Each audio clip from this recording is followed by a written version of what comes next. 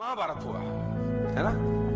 महाभारत में एक एपिसोड है बहुत शानदार जो बहुत कुछ सिखाने के लिए है, और आप साथ लेके जाइए जितने लोग ऊपर बैठे हैं, जितने लोग नीचे बैठे हैं। महाभारत में एक एपिसोड हुआ कि उसमें एक मार्मिक टच है। हालांकि तो युद्ध हुआ तो दोनों तरफ से लोग मरे। 18 अक्षौणी सेना थी। 18 अक्षौणी। 18 अक्षौणी का मतलब अब डिटेल में समझाने का मत बोलना कि एक अक्षौणी में कितने रथ होते हैं, कितने हाथी होते हैं, कितने घुड़सवार होते हैं, अब मत समझिए, मोटा मोटा समझिए। 18 अक्षौणी। 18 में 11 कौरवों के पास थी, 7 पांडवों के पास थी।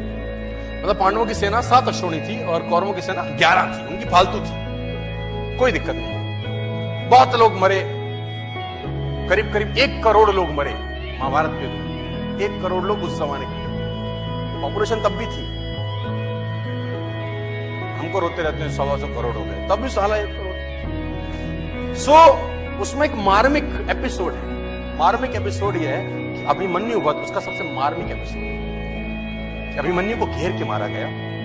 वो युवराज, एक युवक लड़का जो धनुर्धर था अपने पिता अर्जुन की तरह, उसको घेर के मारा गया उस प्रबल, और सबने मिल के मारा। और उसके अंदर कौरव पे सब बड़े से बड़े लोग थे। सब बड़े से बड़े लोगों ने अभिमन्यु को घेर के मारा। आपने ये जानकारी सुनी होगी, देखी होगी, कही होगी, कहीं ना कहीं पढ़ी भी होगी। लेकिन उस पर्टिकुलर एपिसोड में जो विलन बना उसका नाम था जयद्रथ। उसने अभिमन्यु वध तो नहीं किया, लेकिन मरे हुए अभिमन्यु को लातों से मारा। जयद्रथ ने मरे हुए अभिमन्यु पे लात मारी।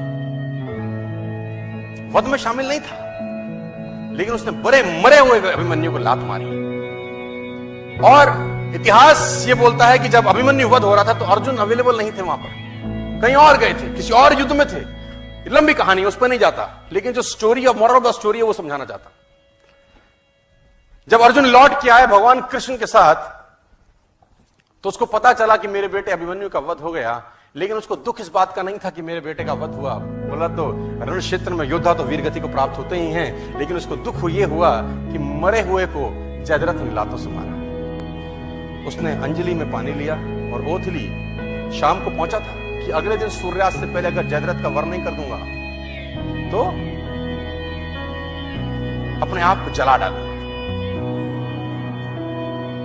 अग्नि में अपने शरीर को समर्पित कर दूंगा अगर अगले दिन सूर्यास्त से पहले जयद्रथ को नहीं मारा मैंने। अब जैसे ही उसने ये घोषणा करी, एक गोल रखा, एक टारगेट रखा, दोनों सेनाओं में हड़कंप मच गया।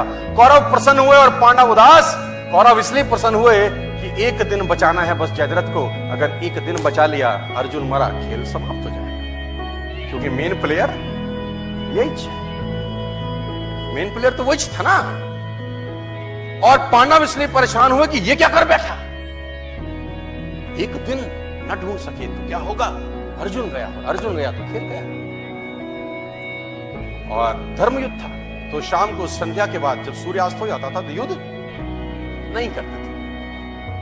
अगले दिन जैसे ही सूर्य उदय हुआ, युद्ध की भेड़ी बजी और उस भेड़ी के अंदर अर्जुन और कृष्ण ढूंढने लगे जयद्रथ को।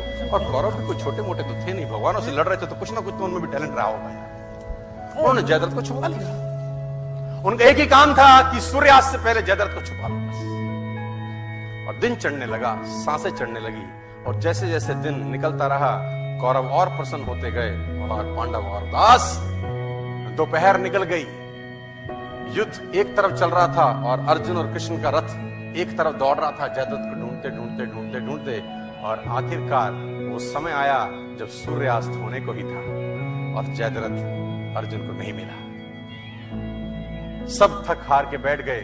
अर्जुन ने अपना गांडीव गिरा दिया और पांडवों ने भगवान कृष्ण की तरफ देखा और बोला, प्रभु अब तो तुम्हारा ही सहारा है, जयद्रथ नहीं है। भगवान ने बोला, कुछ नहीं, करता हूं। बोला, जयद्रथ कहां से लाओगे? भगवान ने जयद्रथ तो नहीं लाए। उन्होंने क्या किया, माया रची और बादलों को आदेश दिया और उन्होंने सूरज को ढक दिया। तो उन्होंने बोला, ये क्या करते हो? भगवान कृष्ण का जवाब सुनिए, साथ लेके जाइए। बोला, माहौल बनाता हूं।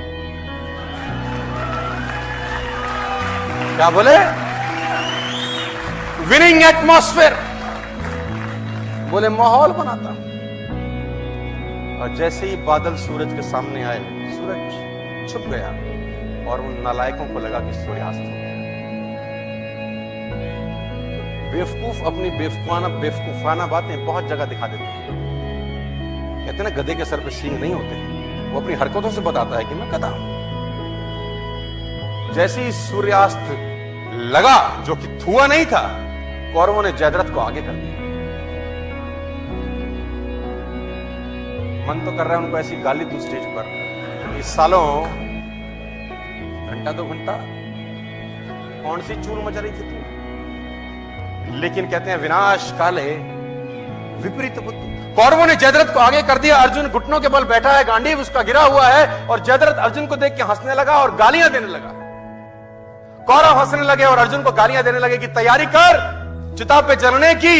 और जैसे ही जयद्रथ सामने आया, भगवान ने आदेश दिया और बादल सूरज के आगे से हटे और सूरज सामने हो गया। और जब सूरज सामने हो गया तो अर्जुन भौचक्का सा देखा, ये क्या है। उसने भगवान कृष्ण की तरफ देखा। भगवान कृष्ण ने बोला, देखता क्या है, जयद्रथ सामने है, उठा गांडीव और चला डाल। और